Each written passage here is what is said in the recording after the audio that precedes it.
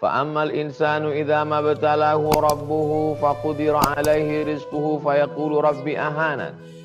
Ada sebagian manusia kalau ketika dilapangkan rezekinya dia berkata Rabbi akraman, Tuhan sedang memuliakan aku. Kalau rumahnya besar, anaknya baik-baik, duitnya banyak, pekerjaannya oke, dia katakan Tuhan sedang memuliakan aku. Tapi ketika dia kena PHK, lalu kemudian dia susah, dia sakit, dia katakan Tuhan sedang menghinakan aku. Kalla, bukan. Bukan begitu cara pandangnya. Kaya dan miskin, sehat dan sakit, lapang dan sempit, susah, sulit dan senang, semuanya adalah ujian. Jadi jangan kita kotakkan di kepala kita ini ada dua kotak. Kalau senang berarti nikmat, kalau susah berarti laknat. Kalau kaya berarti nikmat, kalau miskin berarti laknat. Kalau begitu cara pandang kita, berarti Nabi Muhammad susah. Abu Jahal, Abu Lahab senang. Fir'aun senang. Nabi Musa susah. Berarti kita mengatakan Fir'aun, Abu Lahab dapat nikmat. Nabi Musa, Nabi Muhammad, Nabi Nuh dapat laknat. Na'udzubillah. Betapa salah pikir itu membuat kita menjadi salah bicara, salah bertindak. Senang dan susah, lapang dan sempit, kaya dan miskin, sehat dan sakit, semuanya ujian. Hanya saja banyak orang ketika diuji dengan kesenangan, dia lupa. Ketika diuji dengan kesusahan baru dia ingat. Makanya Nabi Sulaiman alaihissalam ketika melihat istana yang megah, pasukan bala tentaranya terdiri dari jin dan manusia, apa kata dia? Hadza linabluwani. Ini semua adalah ujian untuk menguji imanku. Ashkuru am akfur. Apakah aku menjadi hamba Allah yang bersyukur atau aku justru menjadi hamba Allah yang kufur? Jadi kalau kita renungkan, banyak justru orang sejak COVID ini menjadi bertaubat. Karena banyak orang mati, banyak orang sakit, COVID tidak kelihatan, tidak nampak, tapi dia bisa menyerang siapapun. Orang yang tinggal di istana kerajaan Saudi Arabia dengan pengawalan yang super ketat, negara kaya raya, bisa COVID itu masuk ke dalam. Dokter-dokter, pakar-pakar COVID pun meninggal dunia. Jadi siapapun tidak bisa menghalang ini semua. Innallaha la yastahi ayyadriba mathalan ma ba'udatan fama fawqaha. Allah tidak pernah malu untuk menciptakan makhluk sebesar nyamuk ataupun lebih kecil daripada nyamuk. Fa ammal ladzina amanu fa ya'lamuna annahu al-haqqu min rabbihim. Orang yang beriman dia tahu bahwa itu kebenaran datang dari Tuhan. Walladzina kafaru fa yaquluna madza aradallahu bihadza mathala. Orang yang kafir akan berkata, untuk apa Allah buat ini? Untuk apa diciptakan makhluk ini? Padahal makhluk itu diciptakan untuk meluluh lantakkan kesombongan manusia, untuk menyadarkan keangkuhan manusia yang merasa sudah sampai ke bulan, mau menelusuri planet Mars, dan lupa bahwa ada pencipta, lalu kemudian dia diuji. Untuk makhluk yang sekecil ini saja pun kau tak sanggup, apalagi yang lebih besar daripada alam semesta. Oleh sebab itu, satu sisi ini adalah masa merenung. Maka siapa yang paling cerdas? Orang yang bisa mengambil kesempatan untuk duduk sejenak berfikir, bertafakkur. Setelah bertafakkur, bertadzakur. Pertama dia berfikir. Tapi tidak hanya sekedar pikir. Pikir ini akan buntu, lalu kemudian melahirkan manusia yang berzikir. Sehingga connect antara fikir dan zikir, maka dia menjadi ulil albab. Uli orang albab, orang-orang yang punya hati dan pikiran. Sifatnya alladzina yadhkurunallaha qiyaman. Ketika dia tegak, dia mengingat Allah wa qu'udan. Ketika duduk, dia mengingat Allah wa ala junubihim. Ketika berbaring pun dia mengingat Allah Subhanahu wa taala.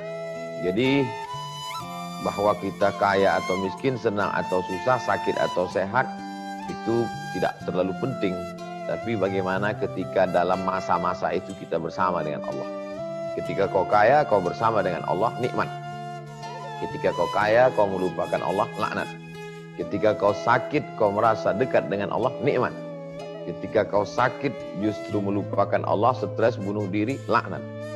Ketika engkau dalam keadaan banyak harta, ingat kepada Allah, berwakaf, berzakat, bersedekah, itulah nikmat. Justru dengan banyak harta, sibuk sampai tak sempat beribadah, laknat. Jadi mari kita meluruskan mindset pikiran kita bahwa semua ini adalah ujian. Karena dunia ini adalah tempat ujian. Alladzi khalaqal mauta, Allah menciptakan mati, wal hayata, Allah menciptakan hidup, liyabluwakum ayyukum ahsanu amala. Siapa di antara kamu yang lebih baik amalnya? Yang lebih baik amalnya berarti ini adalah ujian amal. Jadi kalau begitu pemahaman manusia, dia tidak terlalu stres dengan COVID ini. Karena dia memahami sebelum COVID juga ujian, COVID ini pun ujian.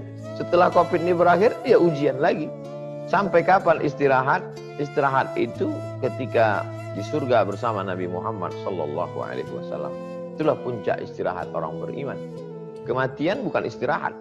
Jadi kalau ada orang, marilah kita antar ke tempat peristirahatannya yang terakhir. Siapa bilang? Iya, kalau dia beramal soleh, istirahat.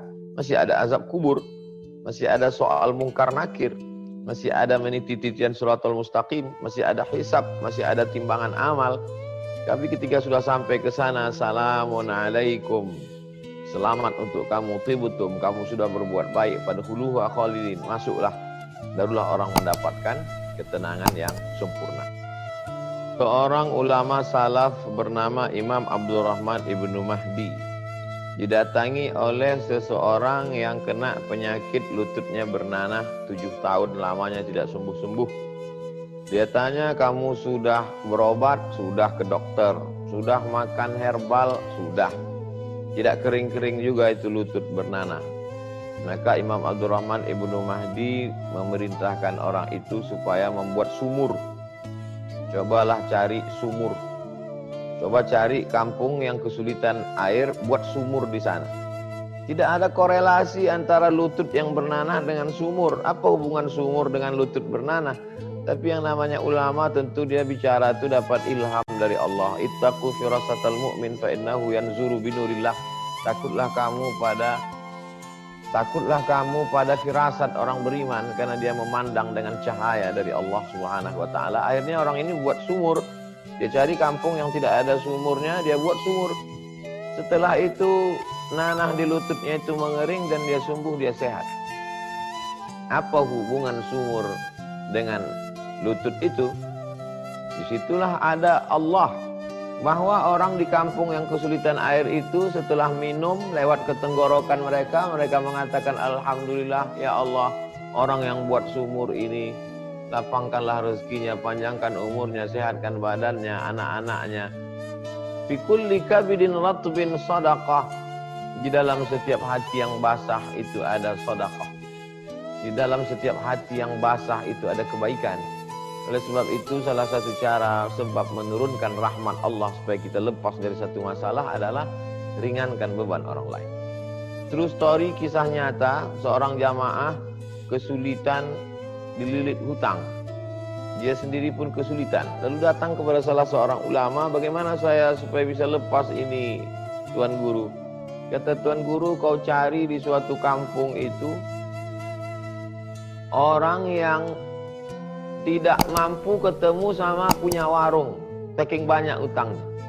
Loh, saya sendiri datang ke Tuan Guru kan ngadu karena banyak utang. Masa saya suruh cari orang yang banyak utang? Cari kampung yang kira-kira di kampung itu ada orang tidak sanggup pergi ke warung saking banyak utangnya. Gimana caranya? Ya tanya ke tukang warung. Dia datang ke situ, dia tanya sama tukang warung. Pak penjaga warung, iya, bisa lihat catatan utang orang kampung ini? Ya. Mana yang paling banyak ini? Orang ini sekarang belanja ke sini lagi nggak? Nggak belanja lagi ke sini. Saking kan malunya, tak punya muka lagi. Saya lunasi utang dia. Tapi dia sendiri dililit utang. Dia utangnya besar, miliaran-miliaran. Yang di kampung ini sekitar ratusan ribu sekian. Maka dia bantu, tapi jangan kasih tahu ke dia bahwa saya yang melepaskan dia.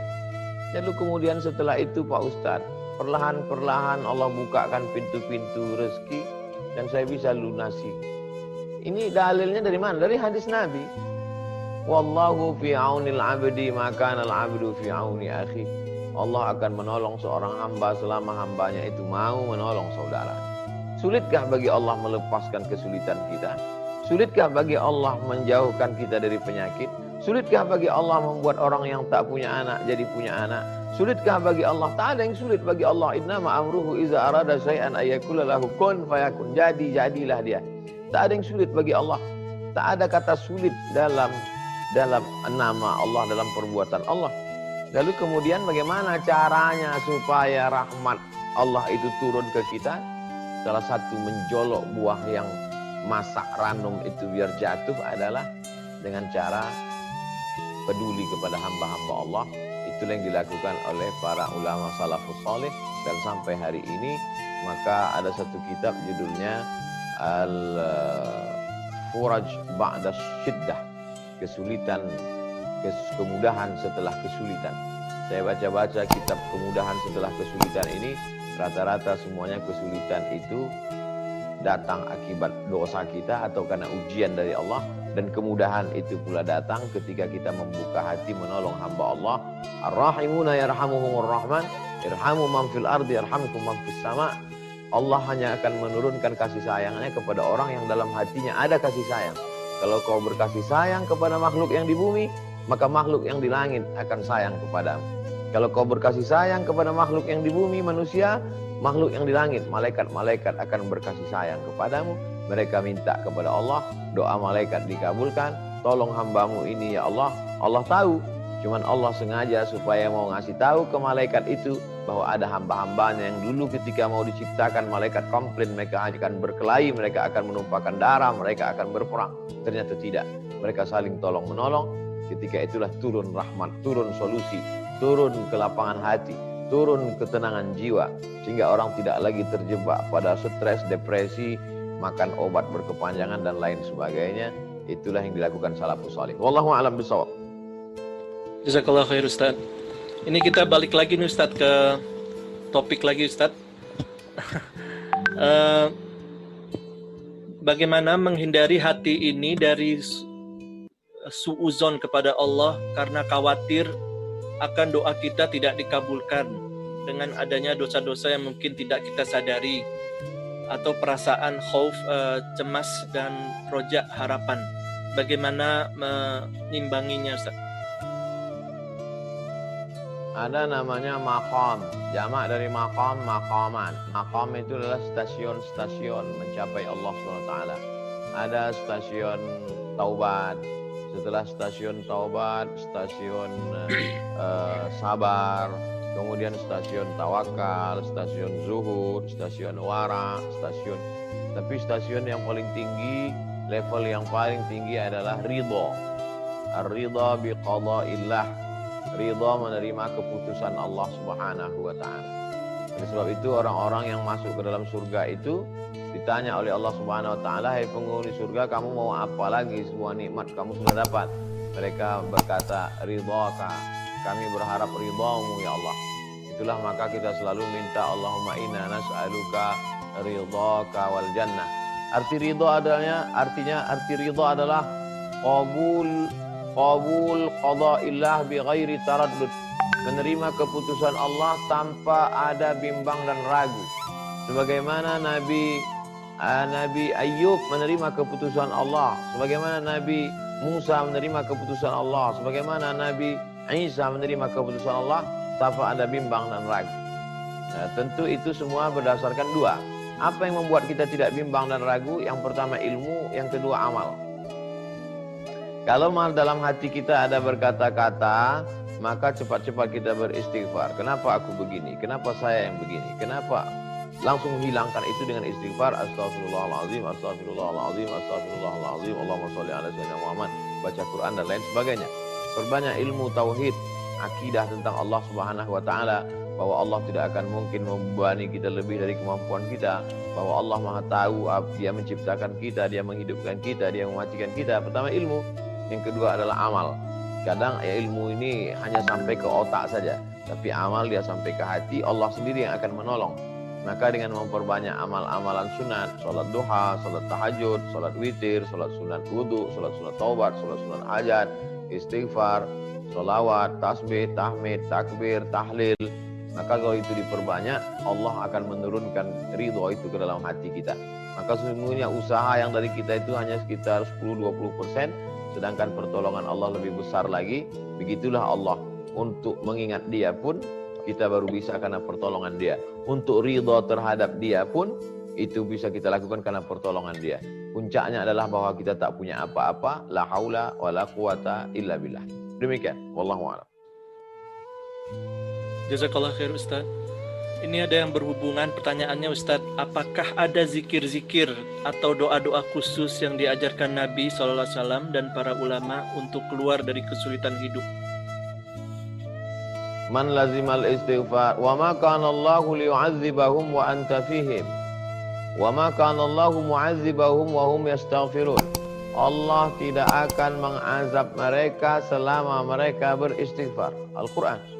Wa ma kana Allahu mu'adzibahum, Allah tidak akan mengazab mereka wa hum yastaghfirun, selama mereka mau beristighfar.